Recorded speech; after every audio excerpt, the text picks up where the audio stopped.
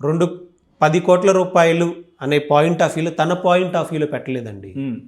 వీళ్ళు ఇద్దరు క్రిమినల్ కాన్స్పిరసీగా రిపీటెడ్గా కలుస్తూ ప్లాన్డ్గా వీళ్ళ కుటుంబానికి సంబంధించిన మూర్తి గారు అమ్మాయి ఆమె లైవ్ పెట్టి చెప్పింది కదండి, మీ ఛానల్లో లైవ్ ఉండాలి, ఎందుకు తీసేశారు?